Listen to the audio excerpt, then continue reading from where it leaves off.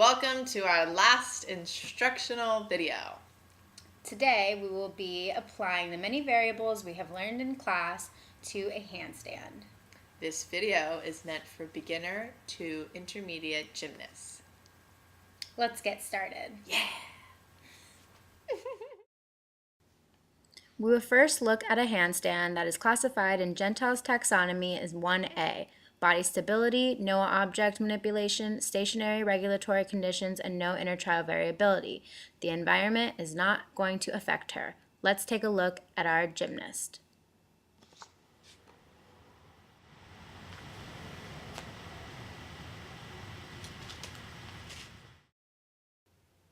Moving down Gentile's taxonomy, we will move into box 2A.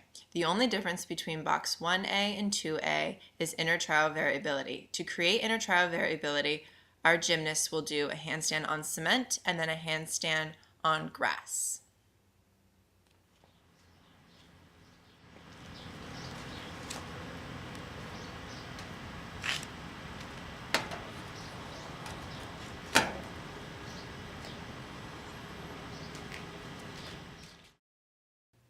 Moving down Gentile's taxonomy from box 2A to 3A, we will now see our gymnast perform a handstand in a regulatory condition in motion.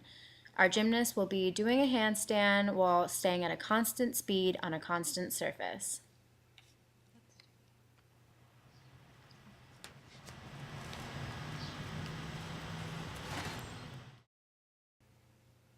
In 3A, we saw how the environment affected our gymnasts. We will also see this in 4A along with intertrial variability. The gymnasts will be walking at different speeds and in different directions in order to avoid the oncoming people. Let's take a look at our gymnasts doing this.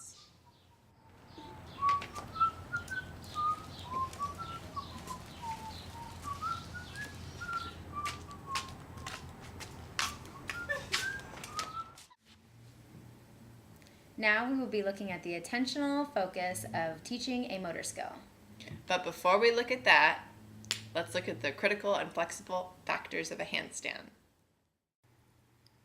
The critical factors of a handstand are body alignment, spread fingers, and keeping the eyes focused on the floor.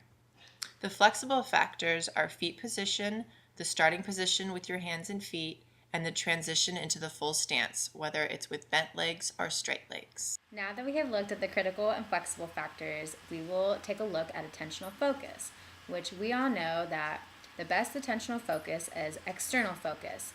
External focus works best for the learner. We will first tell the gymnast to focus on the floor. This will make the gymnast extend his or her neck and actually look at the floor. We will next tell the gymnast to focus on the string. We will explain that there's an imaginary string through the entire body and it needs to remain taut to maintain proper body alignment. Last, we will tell the gymnast to focus on maximal contact with the floor. This will make the gymnast spread his or her fingers and create the largest base of support. Now that we have looked at Gentile's taxonomy and attentional focus, we will be looking at contextual interference and variability. We will be looking at ways at how to increase variability and CI. We have created a schedule to improve a handstand. We will first start off with a 30-minute warm-up consisting of stretching and an active warm-up.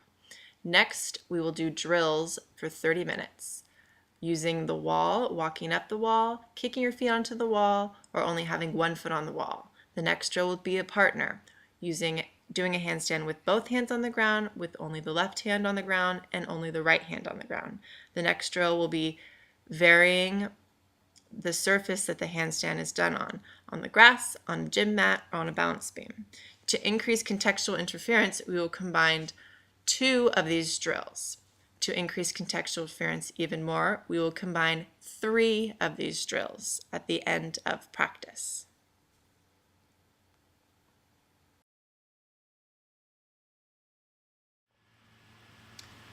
In order to assess our gymnasts, we will look at their critical factors like keeping their body aligned, keeping their eyes focused on the ground, and keeping their hands spread out.